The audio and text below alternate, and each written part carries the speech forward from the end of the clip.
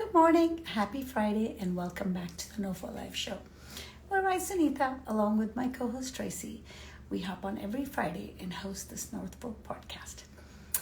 News from the North Fork is that summer has returned. It's supposed to be gone. The sun is setting at 4:30 at night. In the day, I should say. The sun is setting in the day, and technically it is fall/winter, but it is about 70 degrees outside yesterday.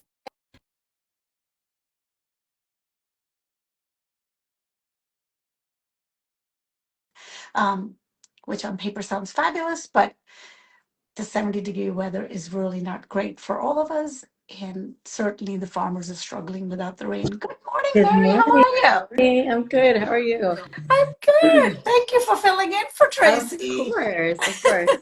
I've been even talking about the weather. I'm so confused. My husband's like, it's cold outside. I'm like, all right, put on a sweater, went for my walk. I'm like, I'm melting. Well, today it's windy, so it feels cooler. But Yeah. yesterday, I didn't even know what to think. I literally, for the last 2 days, have been opening windows in my house, and I'm going, it's Yeah. November. How am I opening Totally. windows? It's crazy. I And just, I was in New Orleans and it was like a whole nother hot and sweaty and wow. interesting coming back. Well, Not that that much sounds different. fun, at least. Yeah, it was great. What do you think about the lack of rain, though? I know we have a farm on today, and that's why it's been more on my mind. I don't know if you get, I always talk about the newsletter from Eight Hands Farm, and Yeah. they do such a great job of describing life on it. And I think he had a running count of how many days they've been without rain and how much it's impacting the crops. Yeah. And it's really, There's got to be some other like regenerative option, right? Collecting rain and stuff. I uh, mean, depends on where you I live, I don't guess. know what is going on. And speaking of going on, I don't know where the farm is. I don't see them, but they'll be here. But since we have a minute, let's talk about the ecstatic dance Oh, thing that you've God. been doing on the North Fork. Why Oh, not? It's time to wake up. Let's go. it's been great. We're in the middle of confirming another location just for the winter time. People really like it. I know you haven't been, but Tracy's been a few times. Yes. And without getting into all the details, one of the best things about our events has been like, I feel like every a generation has been represented in these events. So like the 20-year-olds, the 30-year-olds, the 40, 50, 60, 70, like it's been pretty incredible. Like we didn't realize how much of a reach it would have. It's pretty That's amazing. awesome. Good Do you have another morning. event coming up? What, what was that? Do you have another event on the We're calendar for planning now? for the end of Okay. January, yes. Okay, so everybody can stay tuned to that. Good Good morning, Kendall. How are you? morning. How are you? I'm good. Good Calvin, morning. right? Yes. What? Calvin. Hi, Great. Sunita. Hi, nice to meet you both. Mary's filling in today because Hi. Tracy is traveling for her day job. So Thank welcome. We you. started the show. I've been thinking about the weather a lot, especially the rain, and I believe there is rain in the forecast. That's what made me think about it. Yeah. Yes. So, and you guys are a farm, so I'm sure you have a running count. Let's dive in. Let's talk a little bit about who you are and what you do on Oregon Road. Awesome. Yeah. Okay, I'll start. So my name's Kendall. My family owns the farm. We bought the farm about 5 years ago, so we're still new getting into it. I run the CSA program here, which is the Community Supported Agriculture Program. We work with the community, so basically you sign up every week. You come pick up a basket exactly like this with everything fresh harvested from the farm and what's in season. And we run it in, last year we did a 12-week program and a 10-week program every Friday and Saturday pickup. This year we're going to be able to extend it and do a 20-week program, which is awesome. So we'll be able to run it till about Exciting. this time, which is great. We're moving up. And so I handle all that, deal with all the farm stand operations. And then Calvin also helps a lot. Yeah, so about the farm. So the farm started about 4 years ago. It actually started as a cannabis farm. We were one of the first certified organic farms on Long Island, which is kind of interesting. Yeah, we're some of the last farmland on Oregon Road. There And was then kind of during, there was previously a farm there already, so that land has been farming for a while, yeah, correct? yeah. Okay. So, I mean, I it's think, that fallow for 11 years actually. So Oh, when we bought the interesting. farm, it was sitting like for a while. We had no idea like My dad actually bought the farm thinking like, I want to preserve this land. Housing developments were going up, things were being built. He was like, let me get this land while it's still here, and we can like have it stay the way it is, preserve Oregon Road. So it's been a So we actually, slow growing. So it's been a yeah, slow growing process. yeah, exactly. So we actually found out that if the land sits long enough, it's able to become organic. So somebody had introduced us to that whole concept, and it opened up a whole new world for us, which was great. So I live in Southhold, so I have been in that area a lot, and we were members at the Leap Club, so which Leap Right Vineyard across the happens to be street. across from you guys. Yeah. So I have sat a lot on the Adirondack chairs and watched that farm, Yeah, and like me you too. said, it's been fallow, and I have noticed in the last year or two that the produce and whoever is doing your CSA photos, I don't know if it's you, is It's just me. kicked up a notch. Beautiful. Yeah. Thank you. I'm trying, so thank you. I It appreciate that. looks incredible. And you know, when you say to the farmer, he's like, I'm gonna go there. They have squash. Like it's almost like it's a sales pitch, just sitting there drinking a glass of wine. You're like, go. Exactly.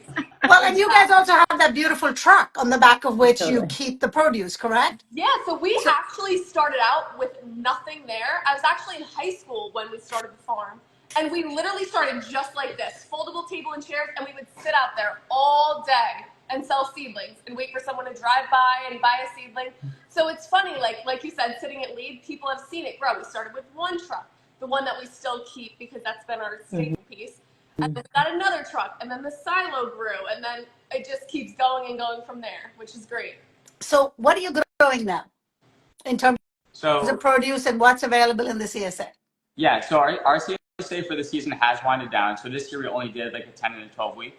But this year we grew like over 100 varieties. It was actually pretty crazy. You know, 20 different varieties of tomatoes, varieties of zucchini and eggplant, a bunch of greens like lettuce mix, arugula, and spinach, different varieties of head lettuce, like butternut squash, like a winter kabocha squash, baby butternut. We grew extensive like diversity on the farm. So our CSA boxes, like this would be a good example, Yeah. like beets, parsley. We had some artichokes that actually popped up, which I was surprised to see because Yeah, very happy about the artichokes. First year having them actually come up. yeah, then herbs like parsley and cilantro. Yeah, we grew. So we worked with a grower. His name is Ernesto, and he's actually been growing organically on the North Fork for like I think 15 years. So he has a ton of experience. So he kind of manages the field work. He manages our crew, and he does like a fantastic job. He was growing over at Garden of Eve, and then he was at Sangley, and then just this year he came to Oregon Road, and that's actually this is my first season too at Oregon Road. I was What are both your backgrounds? Are you from the farming world? How did you get here to this farm? So actually, no, I'm not from the farming world. I actually grew up in Matatuck, graduated Matatuck High School. I wasn't really sure what I wanted to do, and then all of it ended up just developing, coming about. And we actually had a manager here previously besides Calvin that introduced me to the CSA program, so we were able to start the CSA program together, and I fell in love with it. It's an amazing thing to do. It's like opened up my whole world. So now I work at the farm full time, which is amazing. And like you said, the CSA program has definitely developed. So yeah, that's basically how I came into all that. Yeah. And then we found Calvin, which has been great. My background is kind of interesting. So I did grow up on Long Island, and then I went to college out in California. And I met my partner out there, and she actually was a wine and viticulture major. So then she actually got a job in Cutchogue working at Peconic Bay Vineyards. So we moved out from California after we graduated to the North Fork. And I had grown up in Northport, but I never really hung out in the North Fork. So she was working at Peconic Bay Vineyards as a vineyard manager. And then I'd always been interested in farming. I went to school in a very agricultural region, and I was a forestry and natural resource management major. So I was kind of always interested in like climate change and food systems and how those two were connected. And I think like working in farming and working in food systems is probably the best way to learn about it. So when I first moved out here, I started working at another organic farm. And that's kind of how I started getting really interested in farming. I started just on the field crew, and then I was kind of moved up and I started managing like all of their wholesale side. So that's kind of what I do at the farm here. I run the farmers markets and I run the wholesale business. And I'm still learning, like I work with Ernesto really closely. So I'm still learning like, you know, the how-to of farming. I'm not a farming expert. I don't come from a farming family. But like the business side of it and kind of the environmental side of it has been really interesting. What a learning curve. Yeah, no. Well, Yeah, and I love hearing the story of how people got here. Mary, did you also come from the way of California? This is my 28th address, y'all, and I lived on the West Coast for 19 years.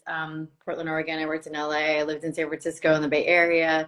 But when I was moving back home, because I'm from the South Shore, in one of the hamlets of Babylon, and we were coming back, I was like, okay, this is where we need to go. It's where the food is, where the wine is, and I want to grow stuff. And I just didn't want to be in a condensed area, but for me, I'm also, I've been a health coach since 2006, and I gave a class at Maiden Road Biscuit recently and put you guys on my list of like where people can go and get their like organic fruits and vegetables. So I'm so excited you're on today. So I'm like, I've been telling people to go there. Oh, you're so welcome. So what did you just, when you guys bought the land, did you immediately decide like we have to be organic, this is what we're doing, or biodynamic, whatever the rationale was? Well, Was that basically, we definitely knew we wanted to preserve the land. Yeah. That was our ultimate priority, was keeping the North Fork the North Fork. Yeah. So we were trying to figure out what we wanted to do, how we were going to do it, what we were going to grow. It was all new. So when someone introduced us to the idea that, okay, you can be certified organic, you can go through all of this process and be able to do all of that, we decided, okay, that's what we're going to do. So Can we talk a little bit of detail about what it takes to get that? Because from what I understand, there's a lot of farms here that follow the practices mostly, except the process of getting the certification. And I know you mentioned the fact that the land was fallow. Is it 7 years that it takes that you have to be pesticide or chemical or whatever free before you can you explain a little bit more about the process, and are you certified organic? Yeah, so we are certified organic by NOFO. And yeah, there are a lot of farms that grow organically because it honestly, it's a headache to be certified organic sometimes. It's really just extensive record keeping. So being fully auditable for up to 5 years back, having full record keeping from seed purchase to transplanting to harvest to sale. It takes a lot of manpower and for me, a lot of Excel spreadsheets to be able to keep everything organized. So there's a lot of smaller farms that it's just really not worth it for them. And you know, their customers know what they grow, know how they grow, and that's really what matters. So for us, like being certified organic, you know, we follow the organic protocol. So there's nothing synthetic. We use organic seeds, and on top of so like you know, no pesticides. We use a lot of hand labor and weed control, and then on top of that, we cover crop. We have really good crop rotation. And we do that because, and I'm always working with Ernesto on ways to improve that. And we work pretty closely with Cornell as well to do like our bug scouting. Because not only do we want to be like certified organic, is we want to go like a step above that and what I call like regenerative, which is putting health like back into the soil. So there's really large organic farms all over the country that maybe don't grow with like the best practices. But what we're focused on here is, you know, and I'm still young and I don't have a lot of farming experience, is working with our resources that are around us, like these other farms that farm brilliantly. Like every time I go over to KK's and I talk to Ira about biodynamics, it's really eye-opening. There's so many farms here that use cool practices. So we're constantly working and improving to go just a step above organic. Because being organic is great and it's a great promise to customers, but I want to be even better than that. So it's been really cool this year to introduce that diversity, to build a good crop rotation, to get the cover crop in, and keep learning next year about kind of these best cultural practices. It's fantastic. Yeah. I love the regenerative stuff. It's more about like the soil, and then you're talking about like the little wildlife and the worms and the bugs and the insects. I mean, they're not going to go near soil that's dead, right? You're not going to keep well, that's the thing. growing the same thing. Funny. You can't. The nutrient dense stuff is hard. Right. I mean, it's kind of funny. Like sometimes I'll be in the field or I'll be in the pack house and we're working with lettuce or cabbage and I'll see like a little bug. I'm like, you know what? Like if there's no bugs in your food, sometimes it's alarming. Sometimes it's alarming. You know, having insects out in the field and keep, like we grow a lot of flowers. Yeah. And we do a lot of cut flowers at the silo, but those flowers also provide a home for our pollinators and a home for our beneficial insects. So as a home gardener, it feels like growing something involves putting seed in your backyard yard, watering it, and then here comes produce, right? But every time I speak to a farmer, it almost feels like you guys go to law school because there's so much involved, right? Yeah. Not only just the record keeping, but like you said, crop rotation and maybe leaving the ground fallow, maybe growing this now versus doing something else. So there really is a learning and learned skills involved in farming Oh, more absolutely. than say a gardener that's growing tomatoes at home. Yeah, it was a cool transition. Like I think from my background in forestry and natural resource management, which was actually like a lot of statistics and kind of modeling what trees are going to do and how they're going to grow. To like now, like kind of how things have winded down. Like our CSA has winded down. Like our farmers markets have winded down. Our wholesale is still going, but I've had time now to like look back at everything we grew and kind of see what went to retail, what was more popular wholesale, and for next year, for even adding more variety. Like I was just telling Kendall, we supplied Cinderella with a lot of their produce this year. That was one of our biggest wholesale clients. And I was talking to Michael, their produce buyer, and he was like, "We want even more variety next year." I'm like scratching my head, how to like, what are we adding? Like, Well, people want colors of the rainbow, right? They want more nutrient dense food. So like, not everything's gonna, especially if you're growing the way you're growing, like the food literally has more vitamins and nutrients in it, right? Yeah. So people just like, wow, I'm gonna get the rainbow of everything into my body, which is so incredibly important. We often forget about it. So Right. I'm so grateful you guys are paying attention. Well, Just speaking really of quick rainbow, I too. love the logo you have behind you. Is that a new logo for the That farm? is And new. I want to hear a Very little bit pretty. about that. Yeah, that's new from this year, so I'm very happy with it. So That's thank pretty. you. Appreciate that. Yeah, just as much as we love farming, and it's nice that we're younger and we're able to get into it and kind of teach other younger people how great it really is to get out in the world and eat healthy and just help other people understand how important farming really is for a community.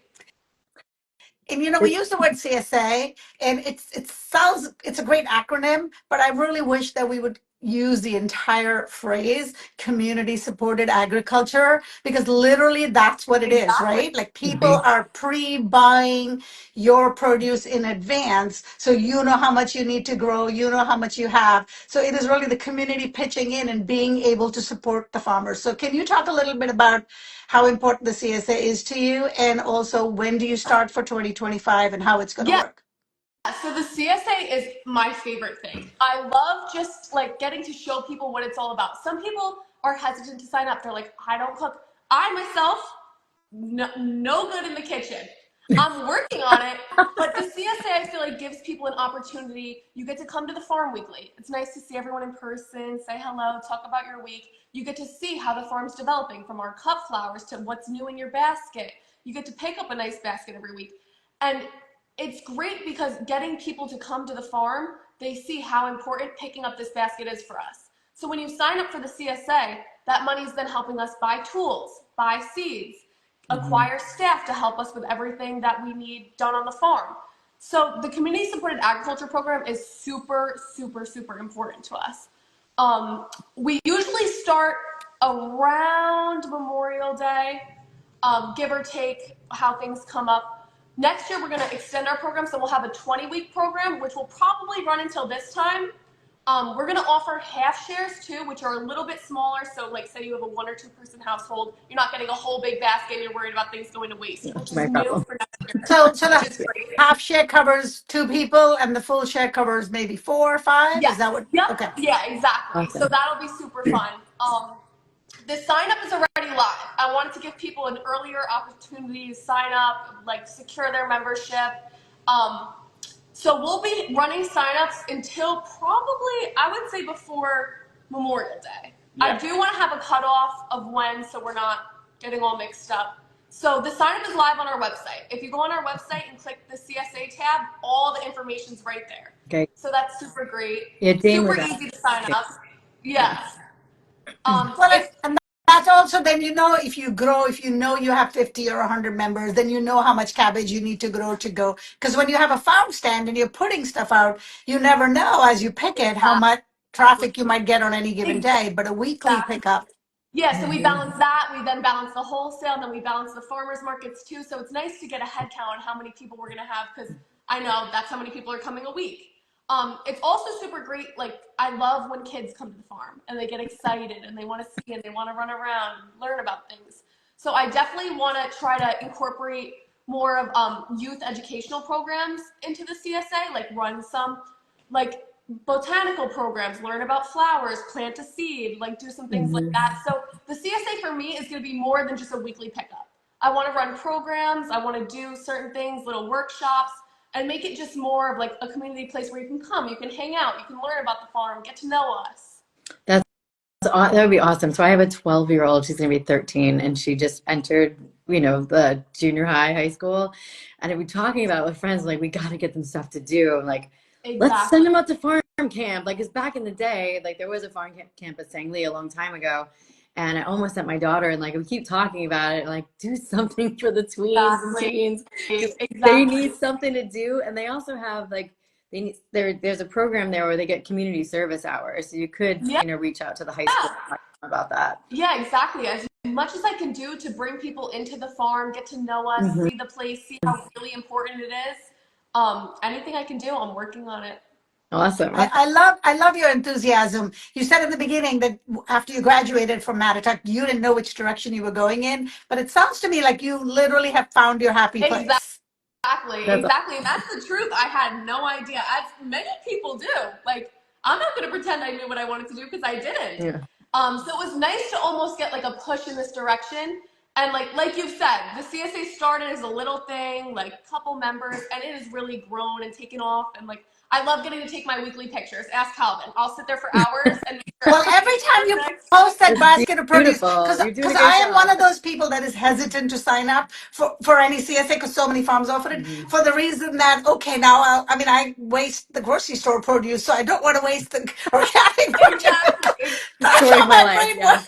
Well, I will say that one of the amazing things about CSA is, like, we harvest like within 24 hours of giving it to you. So the shelf life of produce is like a lot longer than grocery store produce. So I find it a lot harder to waste food from the farm just because, like, it lasts in your fridge for so long. I also find that every time I pick up from a farm stand, half of it I literally eat in the car on the way home. I don't care what it is. I've eaten raw turnips on the way home because they just taste so good, like fresh baby picked. So I wanna hear a little bit more. Are you still going to have the farm stand? And all of that. Yeah. So I'm actually going to try to make the silo open for more days a week, better hours. CSA. So it's more like a shopping experience in that you can walk in there and pick up produce. I love that we pride ourselves on having the honor system. We do the truck. We've had the truck. It's been that way. So like, it has the red pay box on the back. It's always restocked. You can come get whatever you want whenever you want it. But I also want people to come and be able to see us and interact with us. Yeah. I've changed the CSA, so we're going to have a Tuesday afternoon pickup as well, which I think works better for people who have kids in school and want to use produce for dinner and lunch and everything like that, because sometimes you pick it up on a weekend, you want to go out, enjoy the sun, go to the beach, and you don't have time to use it. So I think offering a Tuesday afternoon pickup, then giving you the whole week to have everything is also beneficial to a lot of people. Yes. So I'm excited to have that for next year. I see that you grow flowers. Are they part of the CSA? Or they come clip your own? Like, I would love to wander through the field just with my scissors, Yeah, I do bouquets in the CSA sometimes. Like, here and there, I'll throw in a bouquet. I use them as like little decorations on there. I don't do cut your own flowers because I'm still getting the hang of it. But next year, I'd like to get into having all that type of stuff. I want to work on bouquet workshops, have people come, sign up, learn about the flowers, cut your own, build your own bouquet, spend time with us. So next year, I definitely want to have all of that. Mary, we're going to be making one of those make your own flower crown workshops. I see it happening. I'm totally into this. Yes. It's even funny, like Sunita will have her special pair of scissors, I'm sure. There'll be a nice, pretty little sleeve in the side of your driver's seat, like, go and pick it. I can totally. Well, I don't know when. I think it was like late summer. And you had like a whole field full of cosmos growing, and I was just like, I don't know who was even the farmer. Then I was like, can I just get some? And they looked so. I just took pictures. I didn't cut any, but they just looked so beautiful, which is what was in my mind. I'm like, I'm hoping next year that you might have a version of that. Yeah. We're going to have all that again next year. I dedicate that little section behind the silo to all the cut flowers. I just love when people come and it's colorful and inviting. Beautiful. Okay, so my husband's a car guy, so I can't let you go without talking about I've noticed a couple of times that you guys have had some car shows there in the field. So tell me what that is about. Okay, so we worked a couple times with the Hampton Car Club. They invited local people to come, bring their vintage cars, bring their cool cars, come hang out at the farm. That was a really fun thing that we did. Okay, good. Maybe next year we're going to talk about the NOFO Car Club and having some continuing the events to have more car shows there. I think it was so wonderful. It was a beautiful day. At least the day we ended up there, and my husband was happy as a clam to chat with all these other car guys. So I'm just making sure we can set up more for him next year too. Yeah, I can definitely work on that for you. That sounds really fun. I cannot believe we're getting to the end of the half hour. So we're going to jump into the NOFO Live 5, if I can do it without Tracy. Let's see if you remember the questions. If you were taking Mary and I to breakfast or lunch or dinner, where would we go and what would we eat? That's a good question for Calvin. Yeah, I do love to eat out a lot. I would say one of my favorite restaurants, I mean, I work with so many chefs, so it's hard for me to pick a favorite, but I really enjoy the cuisine and the atmosphere at Alpina. Chef Roberto there does a really cool job. And I honestly, sometimes the dishes are hard to pronounce, so I can't pick out a singular dish because they all have like Swiss and Italian names. And But I love how they found a niche and they're going with it. Yeah. Like the vibe, you know what you're getting there. Yeah, and I actually do have to mention we're actually doing a dinner with him next Friday. We're doing a 5-course meal. Each dish has a different ingredient from Oregon Road. Oh, sweet. That's awesome. So how do we sign up for that? Yeah. How did somebody sign up for that? Is that through the restaurant? It's through on Instagram it should be on Alpina's Instagram. They did post the sign up information. It is through like a website link, and then there are tickets. And there's 2 different seatings. Awesome. That's exciting. Yeah. Mary, you want to throw a question? You want me to keep going? Keep going because my brain. Do you catch? I know the answer to this, but you'll tell me. Do you catch a sunrise or a sunset on the farm? Sunset. I mean, it's glorious there. Yeah, it's the best. It is the best. Yeah, sunsets on the farm. And I also saw when the Northern Lights happened a few weeks ago. I went up on the farm and I was able to see the Northern Lights over the farm. Wow. We also get a lot of rainbows at the farm. Yeah. All the time. That's awesome. Well, you need to post some pictures of the Northern Lights again because that was a spectacular night. But I have taken a few sunset photos sitting at the lead porch looking at the farm. It is the perfect view. You can do sunset parties on your farm. There you go. Sunset, flower making. Maybe Lee will walk over, some wine over there. This is a great collab. Yeah. Awesome. There's a question about what was the name of the restaurant. The restaurant is called Alpina. Yeah, it's in Greenport. Yeah. Right on Front Street. Yeah. Okay. Brewery, mocktail, cocktail, vineyard. Where might we see you enjoying what? I think for me, I went to Little Fish last night, so I have margaritas on the mind because Little Fish does the best margaritas. Just fair warning, those are pretty strong. Yes, well, they are. I'm here at 9 a.m. But good, but strong. They're great. They're awesome. And for me, I love Rose Hill. That is one of my favorite vineyards. So the Coalescence from Rose Hill, definitely one of my favorites. Okay. Awesome. I'm not going to ask you which favorite farm stands you stop at, but what I would love to know is, are there restaurants and chefs that you provide your produce to, and who are it locally in the area that are utilizing your produce? Yeah, so in Greenport, Chef Humberto, he buys for Alpina and for Anchor, so we work with both of his restaurants. In Southhold, we work with Chef Ryan from Little Fish. And New Suffolk, we work with Chef Anna at Minnow, and also Legends. Yep, we do Legends, and we also do Founders Tavern in Southold. Oh, yay. And I'm gonna give a shout out. We do Sunset Beach. I want to throw out a suggestion to some of the restaurants, and because some do it and not all do, I would love on the menu. It's so cool when you show up and it says salad from KK's farm or greens from, it would be so great if all the local restaurants that do buy local produce, and I know it's hard because they can't buy everything, but it would be so wonderful to just open the menu and go, to go to Alpina and be like, these beets came from Oregon Road Organics. That would be awesome. Yeah. And we also work with 8 Hands a lot. They're right down the road from us. So any produce that they don't grow on the farm, they'll get from us. And I love the guys at 8 Hands. They do a great job. Yeah, they're pretty awesome. Okay. Tell us in a sentence or two why you love being a part of the North Fork community. I'll start this one off. It's nice to go out and always see a friendly face. You know everyone, you get to meet wonderful connections. Everyone has an appreciation for the North Fork, which is something you automatically have in common with somebody from here. So I just love the tight-knit sense of community and support. Yeah.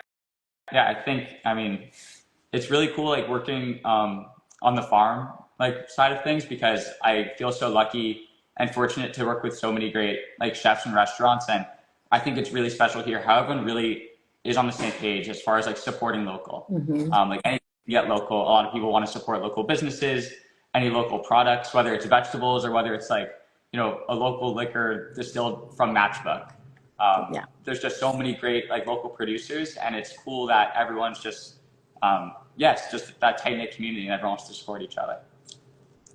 Awesome. It's like, get it from here first. That should be like the top priority. Yeah.